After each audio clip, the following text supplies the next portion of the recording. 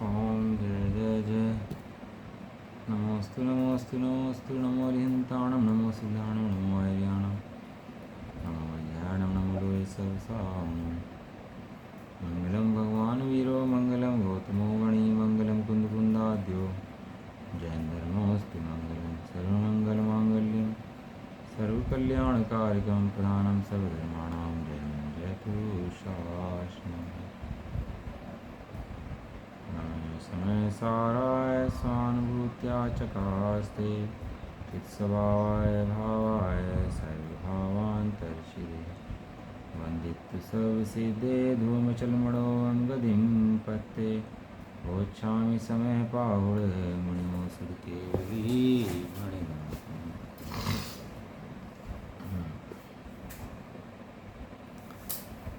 श्री समय साजी ग्रंथ आश्रव अधिकार गाथा नंबर 172 गाथा पढ़ें।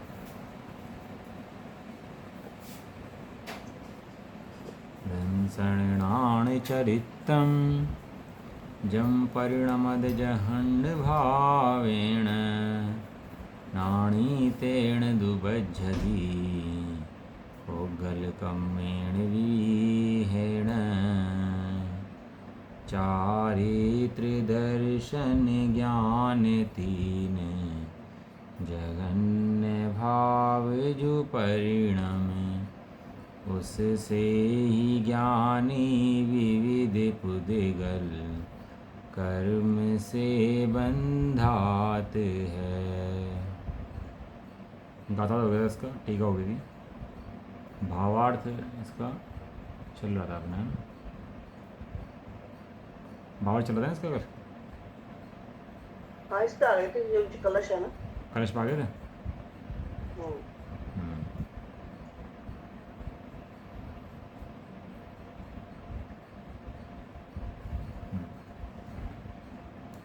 देखो, सम्य दृष्टि को निर्बंध कहा, अबंध कहा, निराश्रवी कहा, लेकिन वो सर्वथापेक्षा नहीं समझना चाहिए। नहीं तो सम्य दृष्टि ऐसा नहीं होगा निर्भर हो जाए और चारित्र मोह के दोष को भी दोष ना समझे और उसके अभाव करने का उपाय ना करे, तो वो जो है वो सम्य दृष्टि नहीं, मिथ्या दृष्टि है। मुनिराज ने भी लिखा कि मेरी परिणति राग से मैली है, मोह से मैली है, उसको अभाव करने के लिए मुनिराज लिख रहे हैं 6 7 गुण स्थान वाले। अभी ये तो 4थे गुण स्थान में है। अब मुनिराज क्या लिखते हैं? मेरी परिणति। और ये ज्ञानी भी देखता है उनको, भगवान उनको मुनिराज को, वो भी ये भी चिंता करता है, मेरी मैली परिणति नाथ कब निर्मल होगी, हो तुम सन्मुख नाथ कब स्वयं सन्मुख होगी। सम्य दृष्टि है, अपने को आत्मा जानता है, देख भी लिया है, तो भी क्या इच्छा है कि जिसे देखा है उसे देखता रहूं। ऐसा निर्भर नहीं हो गया बैठ करके चलो भाई देख ले, छुट्टी है, स्कूल की घंटी बज गई, अब मस्ती करो जा करके। ऐसा नहीं है, वहाँ पर उसको दिखता है तो आकुलता भी नहीं है, एक उत्सुकता है अपने को, किसको? अपने को देखते रहने की, अपने को जानते रहने की। ये शादी हो जाती है पति पत्नी की, अब क्या रहता है, पत्नी को सामने बैठे हैं, निहारें, देखें, ऐसी इच्छा अंदर में रहती है। और चला जाए ना 1 2 साल के लिए कहीं लड़ाई वड़ाई में, युद्ध पे, विदेश में, तो कैसी इच्छा जागृत होती है अंदर से? मिलना है, मिलना है, मिलना है। वो पति है, बराबर बात है, पति किसी और का नहीं है, तेरा ही है, ये बात भी ठीक है। तो उसके बाद भी क्या रहता है? मिलने की इच्छा। वो पति पना जो है वो उसको कहते हैं सम्य दर्शन। जैसे इस अपने आत्मा के अंदर इसको अहम पना आया, उसका नाम क्या है? सम्य दर्शन। लेकिन आत्मा में रमणता की, ठहरने की इसकी इच्छा रहती है, इसलिए वो भक्ति करता है, स्वाध्याय करता है, पूजा करता है। क्यों भाई? जब समझ लिया था आत्मा है तो उसके बाद काहे के स्वाध्याय, काहे की पूजा भक्ति कर रहा तू? अब छोड़ दे, अब तो समझ लिया कि नहीं, अभी काम जब तक पूरा नहीं होगा, जब तक केवल ज्ञान नहीं हो जाएगा। साक्षात निराश्रवी कब है? जब केवल ज्ञान हो जाएगा तब साक्षात निराश्रव है। इससे पहले दृष्टि में तो निराश्रव है, लेकिन चारित्र मोह संबंधी जो कर्म हैं वो उसके संबंध में उसको आश्रवादी हैं। ऐसा अब कलश लिखा चढ़ा दे, देखो इसका बहुत सुंदर कलश है इसी अर्थ का। इसे लिखा था जो तो क्षोभशमी ज्ञान है। एक क्षोभशमी ज्ञान होता है, एक क्षोभशमी अज्ञान होता है। दो ज्ञान होते हैं, क्षोभशमी ज्ञान और क्षोभशमिक ज्ञान। अज्ञान। ज्ञानी की भूमिका में भी उसका ज्ञान क्षोभशम है, लेकिन वो ज्ञान है। और अज्ञानी की भूमिका में क्षोभशम ज्ञान है, वो अज्ञान है। वो सदाकाल पर वस्तु को अपनी मानता रहता है ना, अपने ज्ञान को जानता ही नहीं है। इसी क्षोभशम ज्ञान के अंदर जो अपना छोटा सा ज्ञान है, इसके द्वारा हम अपने आत्मा को देख सकते हैं, निर्णय कर सकते हैं, जान सकते हैं, अनुभव कर सकते हैं। इसके अंदर आत्मा के अंदर ये क्षोभशम ज्ञान की इतनी महिमा है, जिसे हमने बर्बाद कर रखा ना विषय भोग के अंदर। इस थोड़े से ज्ञान से ही केवल ज्ञान के बीज पैदा हो जाए, इतनी सामर्थ्य है किसकी? इस क्षोभशमी ज्ञान की। प्रोटो में लिखा है कि जो दर्शन ज्ञान का प्रकट अंश है, जो छोटा थोड़ा सा अंश है ना प्रकट का, तो उसके अंदर बंध नहीं है और बंध के कारण नहीं है। जो प्रकट अंश है ना दर्शन, उन्होंने लिखा बंध के कारण, नवीन बंध का विचार करा उन्होंने, अच्छा दिया नवीन बंध के विचार के अंदर। उसके अंदर तो उसके अंदर नवीन बंध का हेतु कौन है? तो उन्होंने कहा कि जो दर्शन ज्ञान का तेरा हीन परिणामन, जो परिणामन है ना यहाँ पर कम है, ये कम होने पर भी है तो ज्ञान दर्शन का परिणामन। तो जो ज्ञान दर्शन का परिणामन है कम है, तो कम होने पर भी बंध का कारण नहीं है, काय कारण है? खुलने कारण है वो। क्या? वो क्षयोपशम दशा में होने वाला ज्ञान दर्शन। वो तो क्षयोपशम तो ज्ञान होता है बुद्धिपूर्वक, राग होने पर बुद्धिपूर्वक उसको अभाव उसका कहा है। अब कलश कहते हैं, देखो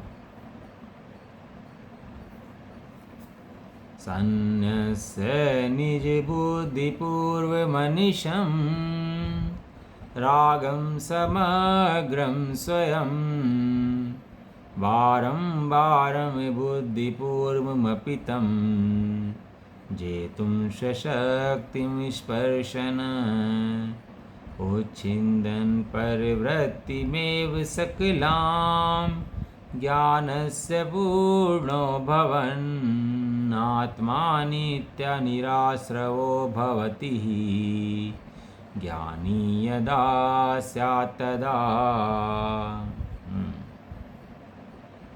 कलश का श्लोक आर्ट।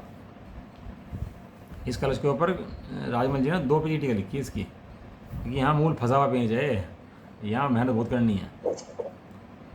श्लोक आर्ट क्या कहते हैं? आत्मा जब ज्ञानी होता है तब, आत्मा पहले ज्ञान था, अनादिकाल से आत्मा तो है, ये कैसे बरत रहा है? अज्ञान दशा में बरत रहा है, अपने को नहीं जानता। मेरा मैं खो गया, बताओ। अब वो मैं ढूंढ रहा है, मैं कहाँ है? अब ज्ञानी कौन है? जिसने अपना मैं ज्ञान में ढूंढ लिया। और अज्ञानी कौन है? जो अपना मैं पर में ढूंढता रहता है सदा का।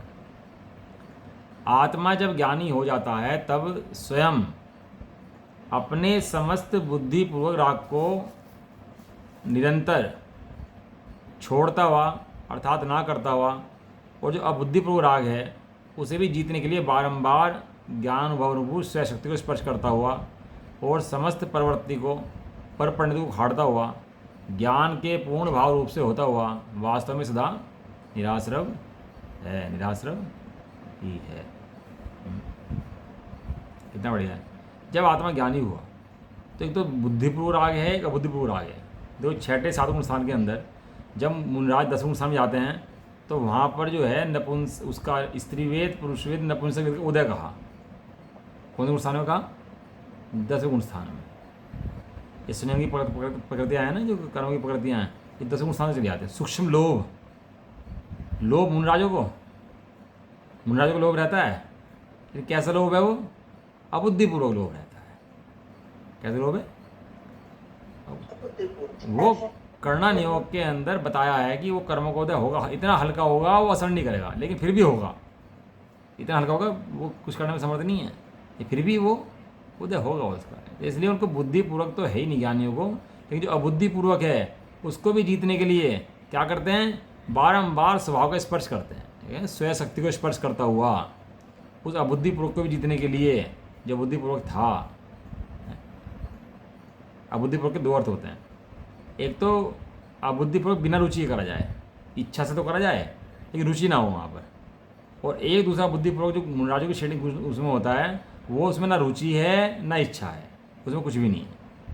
अब ज्ञानी की दशा के अंदर उसको इच्छा तो होती है खाने की पीने की, लेकिन रुचि नहीं है उसको उनकी विषय भोगों की। रुचि किसकी है? उसको रुचि उसको आत्मा की है, अपने शुद्ध आत्मा की।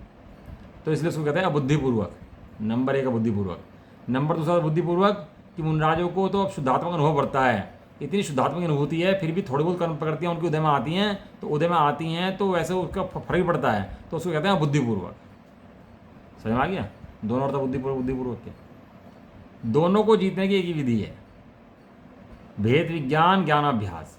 एक ज्ञानाभ्यास के द्वारा ही जितना राग है वो सब जीता जा सकता है, जितना मल है वो उठाया जा सकता है। राग है वो मल है, दोष है, महादोष है, उसको हटाने के लिए ज्ञानी बारंबार ज्ञानाभ्यास करते हैं। लिखा अपनी ज्ञान रूप स्वयं शक्ति को स्पर्श करता हुआ और समस्त परवृत्ति को पर परिणति को उखाड़ता हुआ। अब अमरचंद्र जा रहे थे ना, क्षत्रिय उसके थे, तो जैन धर्म तो क्षत्रियो का है ना, अपना बनी हुआ धर्म थोड़ा ना है कि मरा मरा गिरेगा सुने और कुछ भी नहीं। ये तो क्षत्रियो का धर्म है, सुना सो समा गया, सुना तो समस्त मोह को उखाड़ फेंका, समस्त परवर्ती को परिणति को उखाड़ता हुआ, ज्ञान के पूर्ण भाव होता हुआ। ज्ञान पूर्ण है, पूर्ण जान लिया है, अब ज्ञान में रमणता करके पूर्ण पर्याय की पूर्णता हो, वो वास्तव में सदा निराश्रय, वास्तव में वो निराश्रय है। वहाँ पर फिर कोई अपेक्षा नहीं है, वहाँ पर फिर कोई अपेक्षा नहीं। यहाँ तो अपेक्षा है कि ज्ञानी को आश्रव कहा तो करना योग, निराश्रव कहा तो करना योग, कहेगा नहीं आश्रव है, और मानना पड़ेगा कि हाँ आश्रव है। लेकिन वहाँ पर कोई अपेक्षा उसमें लगती नहीं है। जहाँ केवल ज्ञान होता है वहाँ तो साक्षात निराश्रवी है। तो सिद्ध भगवान को कर्मों का आश्रय है कि नहीं है? भगवान को नहीं है थोड़ा बहुत नहीं। और वहाँ कर्म रहते हैं, वहाँ तीन लोग के अंदर कर्म वर्णाएँ फैली पड़ी हैं। कोई ऐसा क्षेत्र नहीं है जहाँ ना हो। जहाँ सिद्ध भगवान है वहाँ भी हैं कर्म वर्णाएँ, लेकिन कर्म वर्णाएँ वहाँ पर होने पर भी सिद्ध भगवान से कोई संबंध है क्या उनका? सिद्ध भगवान से बनती हैं क्या में कि नहीं बनती? क्यों? अभी लिखा था मैग्नेट पावर खत्म होगी उनकी। सिद्ध भगवान ने जो राग की जो पावर थी ना, मैग्नेट पावर, वो उनकी खत्म होगी, तो इसलिए वे रहते हैं, चिपकते नहीं हैं। और हमारे से क्यों चिपकते हैं कि हमारी राग की पावर रहती है ना, तो राग से चिपकते हैं, समाते नहीं हैं अंदर, मात्र बाहर चिपकते हैं, बाहर चले जाते हैं। ऐसा भावार्थ। ज्ञानी में समस्त राग को हे जाना है, अज्ञानी राग को उपाधि जानता है, वो राग को मंद करने को उपाय करता है, ज्ञानी राग को अभाव करने को उपाय करता है। एक राग को मंद करना है, एक राग को अभाव करना है। कौन हे करेगा? कौन जानेगा? जो उसको हे करेगा उसके अभाव करने का उपाय करेगा। चाहिए नहीं मुझे राग अपनी सत्ता के अंदर। वह राग को मिटाने के लिए उद्यम किया करता है। कौन? ज्ञानी। ज्ञानी क्या करता है? राग को मिटाने का, और अज्ञानी राग को मंद करने का। वो राग को मंद करके सोचता है राग को जीत लिया, क्योंकि राग को मंद करने से राग नहीं जीता जाता। वो तो ऐसा है, चोर छुप गया। आपकी आँख खुली, रात को चोर आ रहे थे और चोर छुप गया। आपने क्या सोचा कि था तो लेकिन चला गया, ऐसा लगा आपको, चला गया, और आप सो गए फिर से, तो चोर चला गया क्या? कि चोर तो वहीं छुपा हुआ है, और छुपा होने से क्या होता है? वो फिर चोरी करेगा।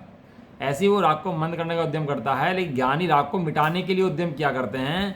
उनके आश्रव भाव की भावना का अभिप्राय नहीं है। आश्रव को उपादेय नहीं जानते, चाहे पुण्य हो चाहे पाप हो। दोनों आश्रव कैसे हैं? दोनों ये हैं।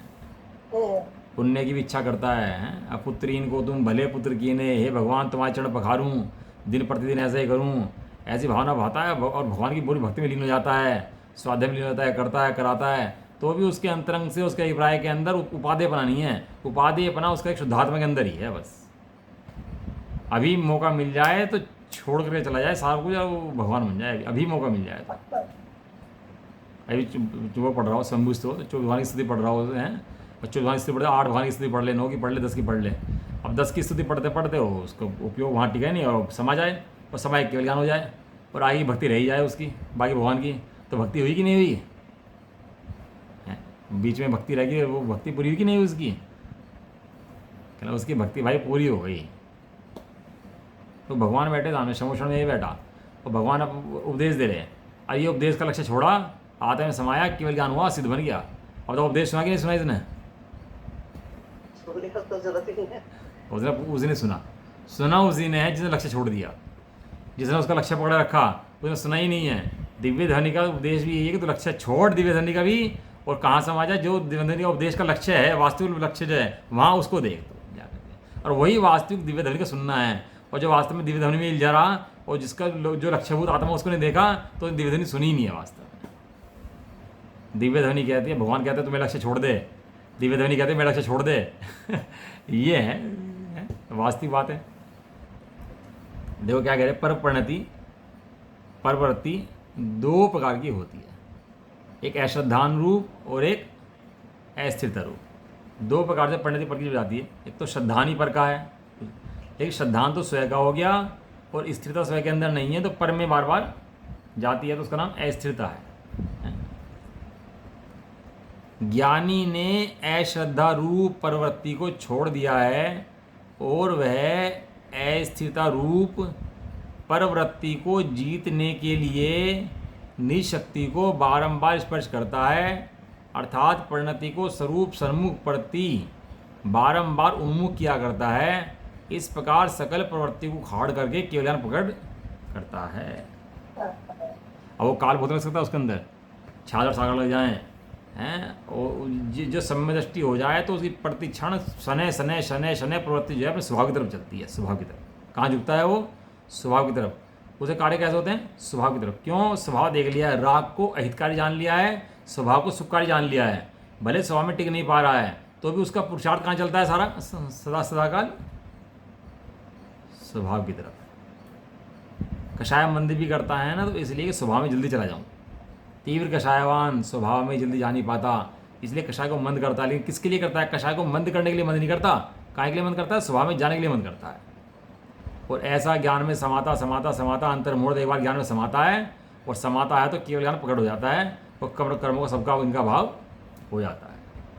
समय लग सकता है, समय लग जाए कोई दिक्कत नहीं है, लेकिन तुम्हारा कार्य और दिशा सही होनी चाहिए। ये दिशा गलत हो जाएगी तो कभी कार्य सही होने वाला ही नहीं है। इसलिए विधि समझो पहले। इसलिए जैनागम में सबसे पहले क्या कहते हैं? विधि समझो। पहले समझ तो ले, अभी तो समझ ही नहीं रहा। राग में धर्म है, पूजा में धर्म है, पुण्य में धर्म है, भक्ति में धर्म है, तीर्थ यात्रा में धर्म है, अभी तो समझ ही नहीं रहा। तू भले कर, कुछ भी कर, कुछ भी होने दे, इस समझ तो सही कर कि धर्म वास्तव में किसी चीज़ का नाम है। श्रद्धान क्या किसे कहते हैं, चारित्र किसे कहते हैं, डिफरेंस क्या होते हैं दोनों के अंदर, समझ तो ले। समझेगा तो पाएगा, और समझ उल्टी चल रही हो तो फिर क्या पाएगा? कुछ पा सकता ही नहीं है फिर उसके बाद तो। बुद्धिपूर्वक और बुद्धिपूर्वक अर्थ इस प्रकार है। यहाँ बुद्धिपूर्वक जो यहाँ अर्थ लिया है गाथा के अंदर, कलश के अंदर, उसका अर्थ कह रहे हैं जयचंद छाबड़े जी। तो क्या कह रहे हैं? जो रागादिक परिणाम इच्छा सहित होते हैं सो बुद्धिपूर्वक, और जो रागादिक परिणाम इच्छा रहित होते हैं, परिनिमित की बलवत्ता से होते हैं, सो अबुद्धिपूर्वक हैं। अब बच्चे जाते हैं ना घूमने के लिए, तो हम भी चले जाते हैं घूमने के लिए, तो क्या होता है? इच्छापूर्वक या अनिच्छापूर्वक हैं? जाना है, फॉर्मेलिटी पूरी करनी है, भाई वो काम करना है। बहुत सारे काम आदमी दिन में ऐसे करता है। काम करता है, परिवार के साथ करता है, कुटुंब के साथ करता है, समाज के साथ करता है, लेकिन कैसे करता है? फॉर्मेलिटी, इच्छापूर्वक, बेमन के। तो उन कार्यों को करवाने का जाता है आध्यात्मिक भाषा में। क्यों? क्योंकि उसकी रुचि नहीं है, उसकी वहाँ पर इच्छा नहीं है। ऐसा ज्ञानी के जो रागादि परिणाम होते हैं सो वे सभी अबुद्धिपूर्वक ही हैं, क्योंकि ज्ञानी है ना वो। और ज्ञानी ना हो तो सारे बुद्धिपूर्वक हैं, और ज्ञानी हो तो सारे अबुद्धिपूर्वक हैं। रुचता नहीं है उसको, करता है, सारे काम करता है, थोड़ा रुचि भी जाता है तो फिर वापस भाग जाता है अपनी तरफ, क्योंकि उसे ठोर पता लग गया, बार बार कहाँ भागता है? अपने स्वभाव की तरफ भागता है। सविकल्प दशा में होने वाले रागादिक परिणाम ज्ञानी को ज्ञात तो हैं, उसे पता तो है कि कैसे परिणाम चल रहे हैं, तथापि अबुद्धिपूर्वक हैं, क्योंकि बिना इच्छा के होते हैं। इच्छा नहीं करता इसलिए वो अबुद्धिपूर्वक है, नई कर्म की संतति पैदा नहीं करते इसलिए अबुद्धिपूर्वक हैं, इच्छापूर्वक नहीं है। अब बच्चे पढ़ते हैं ना, बिना इच्छा के पढ़ते हैं, कितना पढ़ लेता है बताओ? बिना इच्छा के कितना पढ़ लेता है? बिना इच्छा के दुकानें बैठे तो कितना कमा लेता है? बिना इच्छा के होते हुए कार्य में बल पड़ता ही नहीं है। पंडित राजमल जी ने इस कलश की टीका में करते हुए बुद्धिपूर्वक अबुद्धिपूर्वक का इस प्रकार किया है। जो रागादिक परिणाम मन के द्वारा बाह्य विषयों का अवलंबन लेकर प्रवर्तते हैं, जो रागादिक परिणाम मन के द्वारा बाह्य विषयों का अवलंबन लेकर प्रवर्तते हैं, और जो प्रवर्तते हुए जीव को निज को ज्ञात होते हैं तो दूसरों को भी अनुमान से ज्ञात होते हैं, वे परिणाम बुद्धिपूर्वक हैं। और जो रागादिक परिणाम इंद्रिय मन के व्यापार के अतिरिक्त मात्र मोहोदय के निमित्त से उत्पन्न होते हैं तो जीव को ज्ञात नहीं होते, वे अबुद्धिपूर्वक हैं। अब अबुद्धिपूर्वक परिणामों को प्रत्यक्ष ज्ञानी जानता है और उनके अविनाभावी चिन्हों से वे अनुमान से भी ज्ञात होते हैं। आप लोग समय भी मिलेगा अगर बाद में भी तो अपन इसकी कलस्टिका है 2 पेज की, वो पढ़ेंगे उसको, है ना, थोड़ा बस उसको मैंने थोड़ा पढ़ने का, तो देखते हैं इसको पूरा हो जाता है ना कभी गाथा आज, तो उसे पढ़ के देखते हैं उसको, है ना। अगला कलश है कलश नंबर 117। सर्वस्यामेव जीवन्त्यां द्रव्य प्रत्यय संततो कुतो निराश्रवो ज्ञानी नित्यमेवेति चेन्मति। अब शिष्य की आशंका करता है, क्या कहता है कि ज्ञानी के समस्त द्रव्याश्रव की संतति विद्यमान होने पर भी यह क्यों कहा है कि ज्ञानी सदा ही निराश्रव है। यदि तेरी यह मति आशंका है तो उसका उत्तर कहा जाता है कि हे शिष्य तू सुन, तू ये समझता है कि ज्ञानी आश्रव है कि निराश्रवी है, तो उसके उत्तर में गाथा आगे कही जाती है, बताई जाती है। ये सिद्ध करेंगे कि ज्ञानी को जो आश्रव का है बहुत अल्प अतिमंद आश्रव है और बहुत सारे आश्रव का उसको अभाव हो गया है। पेज नंबर 434 जैसे न जारी गाथा की टीका, गाथा नंबर इनकी है 180 उत्थानिका।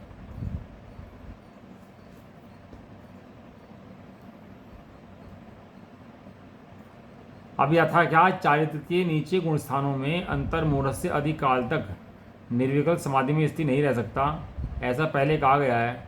ऐसा होने पर जीव निराश्रव कैसे है, ऐसा पूछते हैं। यथा क्या चाहते नीचे पर केवल ज्ञान से पहले, तेरह गुण स्थान से पहले नीचे सविकल्प भूमिका में, सविकल्प भूमिका में जीव का उपयोग स्थिर नहीं रहता, घूमता रहता है। जब केवल ज्ञान होता है तो जीव का उपयोग स्थिर रहता है। ये ज्ञानोपयोग की अपेक्षा बात है। किसकी अपेक्षा बात है? ज्ञानोपयोग। सविकल्प निर्विकल्पना है ना, वो ज्ञानोपयोग की अपेक्षा बात है। श्रद्धा तो हमेशा स्थिर रहती है और ज्ञान हमेशा घूमता रहता है। देखा होगा आपने। अब श्रद्धा एक तरफ टिकी है कि मैं शरीर हूँ, मेरी पत्नी है, 2 बच्चे हैं, 3 बच्चे हैं, तो बताओ श्रद्धा बदलती है उसके बाद? किसी के 2 बच्चे हों, उससे होते हैं 4 बच्चे हैं, तो मान लेगा? किसी को होते 3 पत्नियाँ हैं, मान लेगा? कितना जोड़ लगा लो आप, मान लेगा? कि श्रद्धा के अंदर समा गया कि मेरा ऐसा है, तो श्रद्धा एकांत स्वीकार कर लेती है, श्रद्धा फिक्स होती है, स्थिर होती है, और ज्ञान उपयोग बदलता रहता है बराबर बराबर। और वो क्या करता है, ज्ञानोपयोग के द्वारा श्रद्धा को बारंबार अभ्यास कराता है, तो श्रद्धा बदल करके अपने स्वभाव में चली जाती है। तो यथा क्या चलते से पहले नीचे उपयोग बदलता रहता है। तो जब उपयोग बदलता है तो निर्विकल्प समाधि में स्थिर नहीं रह सकता है, तो उसको आश्रव क्यों नहीं है? तो कहते हैं प्रथम तो ज्ञानी इच्छा पूर्वक रागादिक विकल्प करने का भाव होने से निराश्रव ही है। पहली बात तो ये है कि ज्ञानी के जितने रागादिक विकल्प होते हैं इच्छा से रहित होते हैं, इच्छा उनमें नहीं होती, इसलिए क्या है, वो निराश्रव ही है। परंतु वह भी जितने समय परम समाधि रूप अनुष्ठान के अभाव होने पर शुद्धात्म स्वभाव को देखने के लिए, जानने के लिए, रमण करने के लिए असमर्थ है। देखो क्या है, विषय भोगों में अज्ञानी अपनी इच्छा से जाता है और ज्ञानी जो होता है वो कर्मों होता है तो खींच के ले आता है। एक उदाहरण इसके अंदर शास्त्रों ने ऐसा दिया, जैसे किसी को दंड के लिए ले जाते हैं, फांसी पे ले जाने के लिए, लटका के ले जा रहे हों, तो 2 सिपाही उसको पकड़ के ले जाते हैं फांसी पे लटकाने के लिए। तो वहाँ जो व्यक्ति जाता है वो इच्छापूर्वक जाता है कि बिना इच्छा जाता है? बिना इच्छा के पत्नी जाएगा। हाँ, वो बिना इच्छा के जाता है, दुखी मन से जाता है, दोनों पकड़ रखा है फिर भी जाता है। तो ऐसे ही ज्ञानी को कर्म ले जाते हैं पकड़ करके, राग करने के लिए, भोगने के लिए, लेकिन अंदर से उसकी इच्छा नहीं बढ़ती है, तो उसको बंद नहीं कहा है, क्योंकि वहाँ उसको अपनी इच्छा उनको भोगने करने की नहीं है। नहीं। हाँ, और यदि काम इच्छा सही तो कहने लगा पूरा उसका बंद चढ़ता है। उसके बाद सारा खेल भैया यहीं पर ही है। जब वो थे ना, वो थे मुनराज, घटमती राजा रानी की, रानी बौद्धमती थी, राजा एक रानी जैनमती थी, और राजा को कन्फ्यूजन रहता था कौन सही है कौन गलत है। तो थोड़ा सा उसको लगता था जैन लोग ठीक हैं। तो बौद्ध जो स्त्री थी उसने क्या काम करा, एक दास को बुलाया और उससे कहा कि तुम मुनि वेश में आना और तुम मेरे साथ जो है ना बलात्कार करना, तो मैं राजा जब देखेगा तो उसे मुनियों के प्रति घृणा हो जाएगी। देख करके रानी ने स्वांग रचा। वहाँ क्या हुआ कि वो रानी ने के साथ वो जैसे नाटक था वो रचा पूरा नाटक। और वहाँ पर वो आया, एक व्यक्ति बुलाया उसने मुनि के वेश में, और आगे रानी को पकड़ रखा उसने। राजा ने देखा आगे आगे, राजा तो भ्रष्ट बुद्धि होते हैं सारे, जितने होते हैं सब भ्रष्ट बुद्धि, जो दिखा दो वही मान लेते हैं, अपने के लिए लगानी होती ही नहीं है, चढ़ा हुआ होता है ना अहंकार के शिखर पर।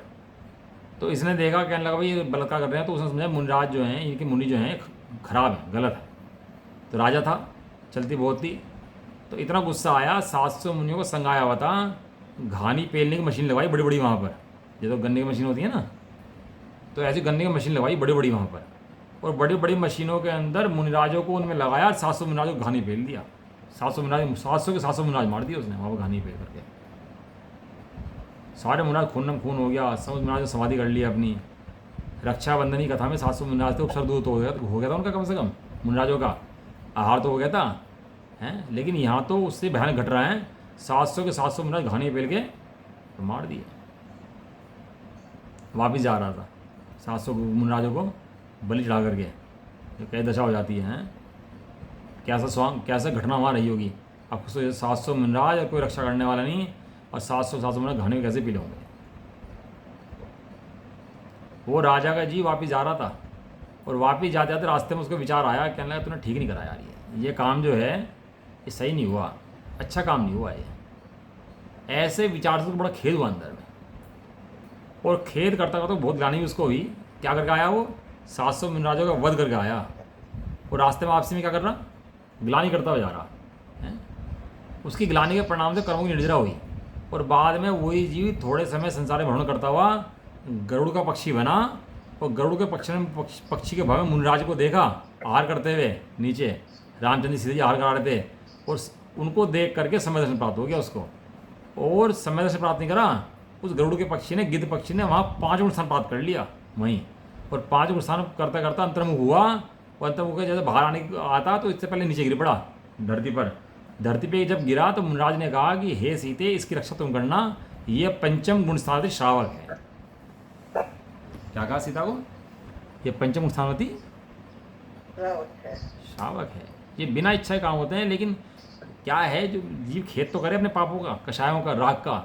अभी तो बस मैं आता हूँ मान के बैठ गया, तो उससे भी काम, उससे राग तो देख भैया अपने राग की तरह बरतवा तेरे को, राग घट रहा कि नहीं घट रहा, माँ दृष्टि करता नहीं है उसके बिल्कुल। तो ये कहते हैं बिना इच्छा ही करता है, कोई काम करता है तो जितने समय परम समाधि रूप आत्मा में लीन होने में असमर्थ है, उतने समय के लिए बाहर में आता है तो पर को जानता है, पर को देखता है, पर में रमण करता है, उतने समय उसके भी जो ज्ञान दर्शन चारित्र हैं उसका जगन्य भाव से अर्थात कषाय भाव रूप से अनिच्छा वृत्ति रूप से परिणमन होता है, वो उनका परिणमन करता है, ऐसे नहीं होता।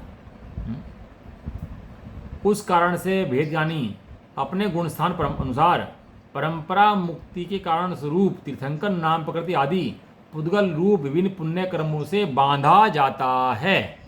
क्या शब्द दिया, बांधा जाता है। किससे बांधा जाता है, पुण्य कर्म से बांधा जाता है। वो कैदी सोने की बेड़ी से बांधा जाता है। क्या फर्क है बताओ, लोहे की बेड़ी सोने की बेड़ी में कुछ फर्क है बांधने में। अब ये कह रहे जिस समय वो स्वरूप से नीचे गिरा, स्वरूप से नीचे गिरने पे जो अनुभव नहीं कर रहा है, उस समय जो कर्म बंद हो रहा है, उस समय तीव्र पुण्य प्रकृतियों का बंद हो रहा है। लेकिन अज्ञानी को पुण्य प्रकृति दिख रही हैं और ज्ञानी को बंद दिख रहा है। बनता रहे ना, फिर इतना मजा पुण्य करा तो बनता रहे, लेकिन ज्ञानी उस बंधन का भाव करके भी पुण्यम समग्र महिमेकम ना जुओमी, हे भगवान मैंने पाप तो नष्ट कर दिया है, अब पुण्य को भी आपके चरणों में समर्पित करता हूँ। यानी क्या करता हूँ, आत्मा का अनुभव करता हूँ, क्योंकि पुण्य उपादेय नहीं है। क्या उपादेय है, शुद्धात्मा उपादेय है। वो शुद्धात्मा से भ्रष्ट होता है तो पुण्य कर्म से बांधा जाता है, तो पुण्य कर्म उसको उपादेय नहीं दिखता, उसको शुद्धात्मा उपादेय दिखता है। इसलिए बारंबार पूछा करता है, और बाद गुण स्थान में जाकर तो पुण्य कर्म तीर्थंकर करके सबका नाश करके मोक्ष चला जाता है। ऐसा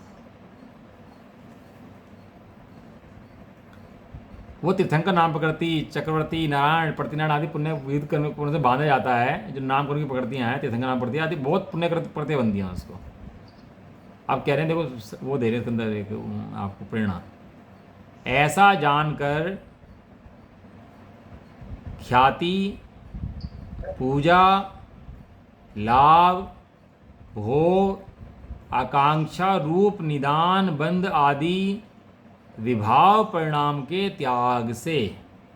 धर्म किसके लिए करो? अपने के लिए, दुनिया के लिए दिखाने के लिए हैं? ख्याति लाभ पूजा के लिए, भोग के लिए, पुण्य के लिए कि अपने लिए? काय के लिए करो ये स्वाध्याय चिंतन मनन सवाल? काय के लिए, किसके लिए? कह रहे सबको छोड़ करके ख्याति पूजा लाभ भोग आकांक्षा रूप निदान बंध आदि विवाह परिणाम के त्याग से क्या करना चाहिए?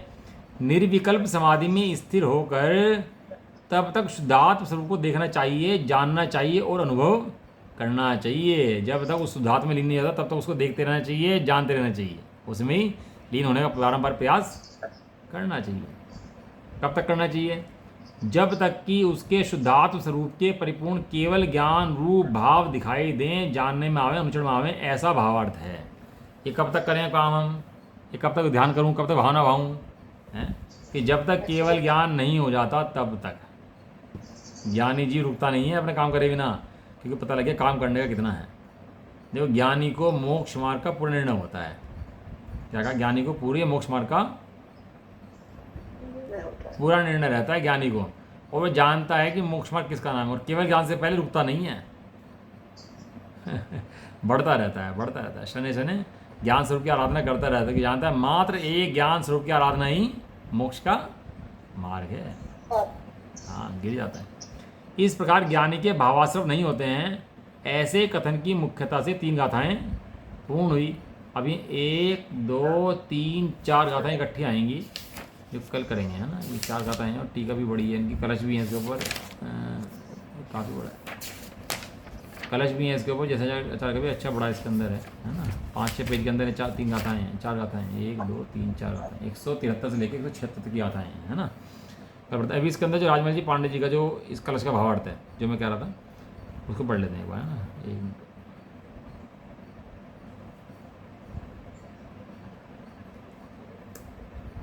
खुल के सामने।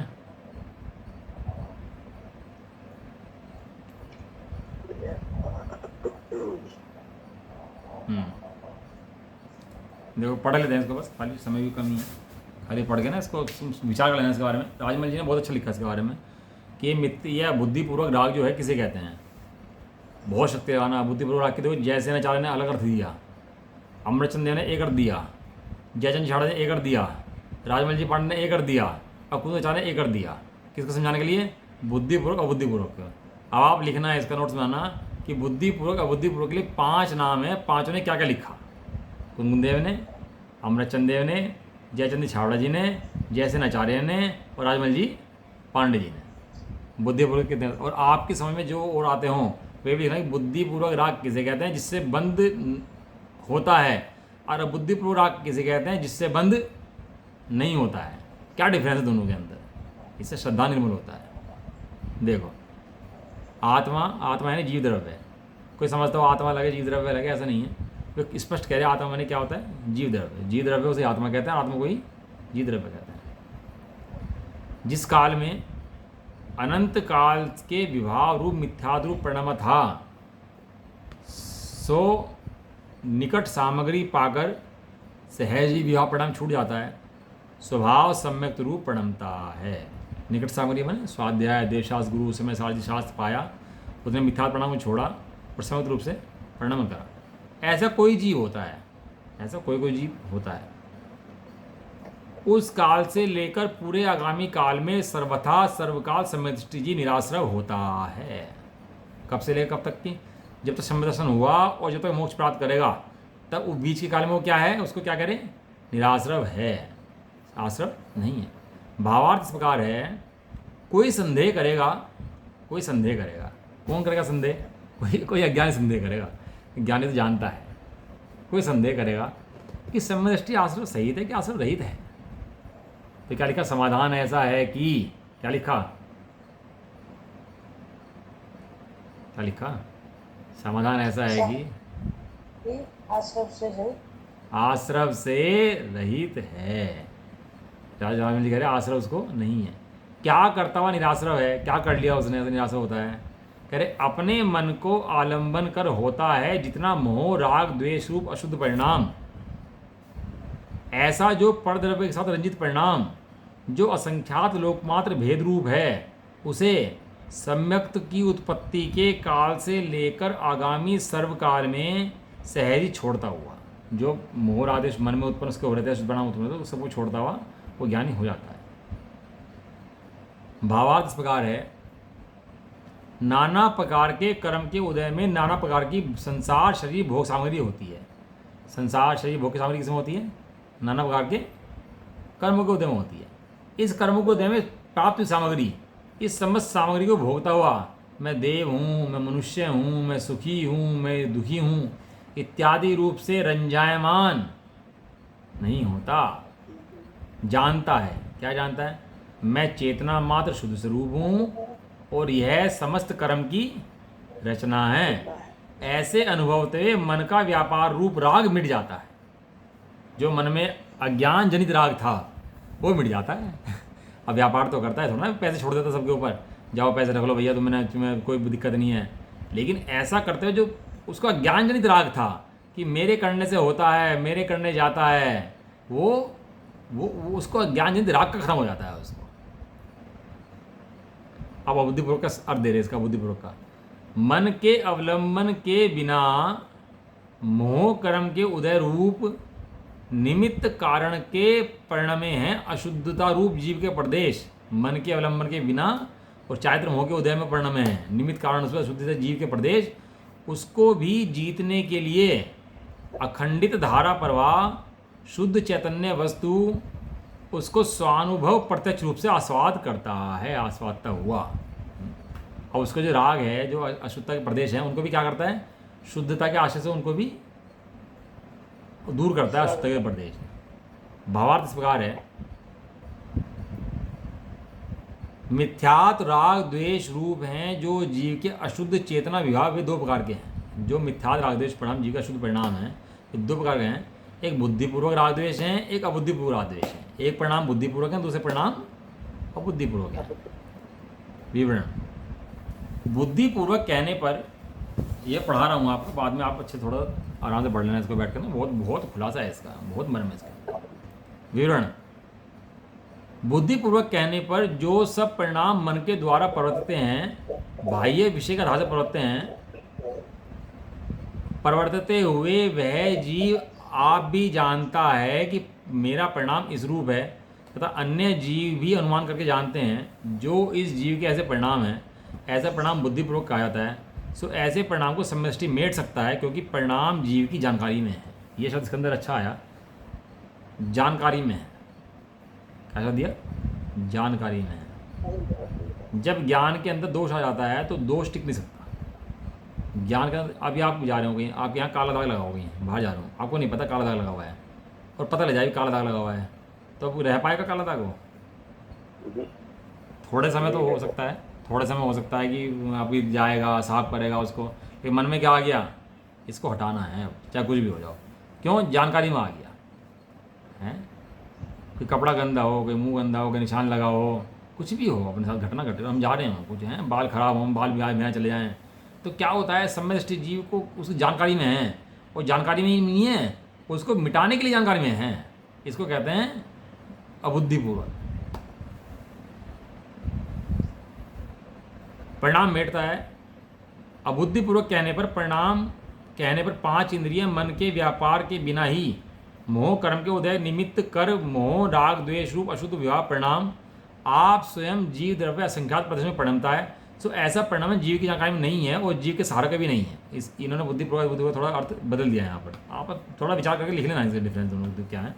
मैंने कहा जीव की जानकारी में जो बुद्धिपूर्वक के विषय नहीं है, जो घटते नहीं है, जो जानकारी में आ रहे हैं बुद्धिपूर्वक, जानकारी में नहीं आ रहे वे अबुद्धिपूर्वक। इसलिए जिस किसी प्रकार मेटा जाता नहीं है, अतएव ऐसे परिणाम मेटने के लिए भी निरंतर शुद्ध स्वरूप को अनुभव होता है। शुद्ध स्वरूप का अनुभव करने पर सहज ही मिटेगा, दूसरा उपाय तो कोई नहीं है।